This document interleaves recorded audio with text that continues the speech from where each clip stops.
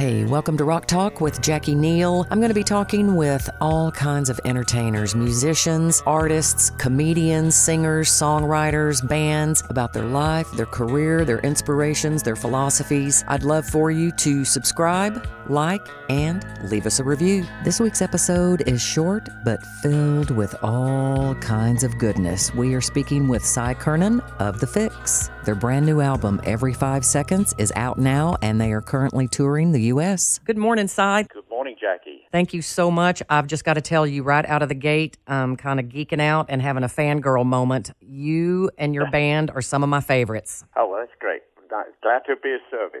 Oh, thank you very much. I saw y'all in Lubbock, Texas at an amphitheater in 2004. One of the best live shows I've ever seen. So I'm stoked about the tour and the album. Yeah, we're like racehorses. Just get us out of the box. We love it when we're running.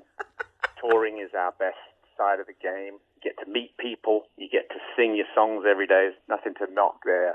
Crazy world. We've been compressed in with the pandemic for the last 2 years, so we're really bursting to get out.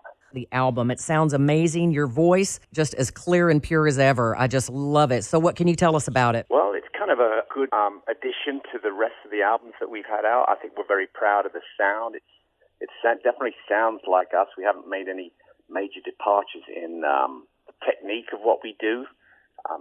Sadly to say that what inspired me to write the first albums, Red Skies, Stand and Fall, all those songs, the topics haven't seemed to have left the headlines much. So we're still dealing with the same topics, only that I look around the room when I'm playing with my lifelong friends and partners in this band, and we're celebrating each other's health, we're celebrating each other's life and friendship. And that is something that is not to be undervalued. You know, I think in the times we've been living in the last couple of years, boy, it is so easy to let your mind go to the negative.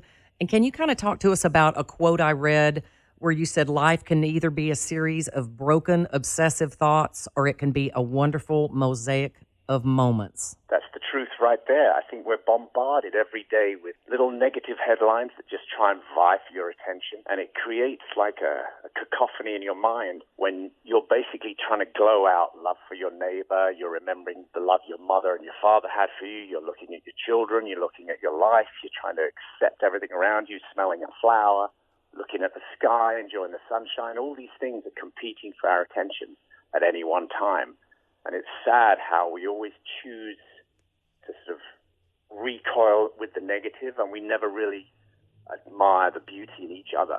I totally agree. And Cy, Closer was the first single off the album, Every 5 Seconds. Tell me if I'm interpreting this correctly. It seems like, even though, like you said, you're continuing with the same Fixx sound that we all know and love, beautiful, moving, ethereal, but it seems like it kind of, like always, your music grabs our chin and kind of forces us to look at what's happening in our world and just shout, no, it's not okay. Yeah, exactly. Well, someone has to do it. I mean, as musicians, we get out there, we're used to singing to both sides of the room.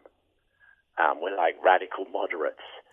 Since we've been away, the world seems to have gone into this spin where everyone's stuck in their sides, refusing to look at the other side as if there's any good on the other side. But of course, we all know that it takes two sides to keep a balanced mind.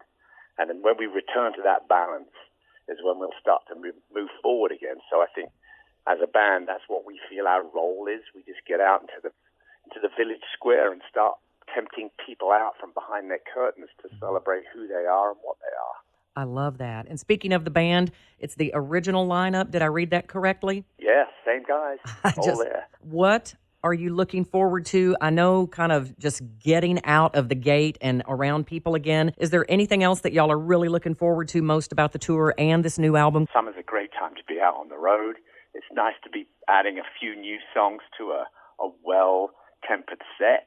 You know, the best thing for me as a writer is learning new meanings to a song. I think I know what it's about until I've heard what people feel it's about for them. And then you realize that there are many ripples to a stone's throw. Now, you also have 5 solo albums. Any solo work coming up after y'all do the tour? Yeah, there's always more solo stuff coming.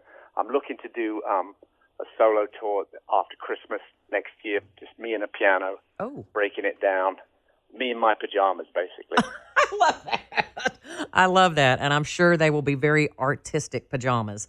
Yeah, that's right. We were out in last October, and the wheel came off the bus right before the end, so we're filling in those last 3 days. And then August, we kick off on the East Coast, and then in November, we kick off pretty much up in the northern part, because we like the snow when it's Christmassy. Every 5 seconds, available on iTunes, Amazon, and the Fixx.com. You and your band, you are certainly the soundtrack and have been for my life, and I'm not alone. So many things that when I think back to things that happened, I think about your music that I was listening to at that same time. And a lot of people know many things about you, but what is one thing that your fans don't know about you and your band, but that you want them to know? We make mistakes, and we learn from them. And we know how to apologize each other when we make personal mistakes. And sometimes apologizing is a hard thing to do, but it's also the most relieving thing and the most releasing thing. So I think if everybody kind of faced themselves that way and see what it is to, that's how this band has survived. You learn how to, from a mistake, how to apologize, move on, how to speak creatively instead of destructively. I think that's probably the underlying message, as to not just surviving, but living. I love it, especially in our cancel culture of today. Couldn't have ended on wiser words. Cy, thank you so much. We're looking forward to the tour, and I will be checking out those Texas dates. Been very generous with your time. Thank you so much for speaking with us, Cy. Thank you, Jackie. Thank you so much for tuning in to Rock Talk with Jacqui Neal.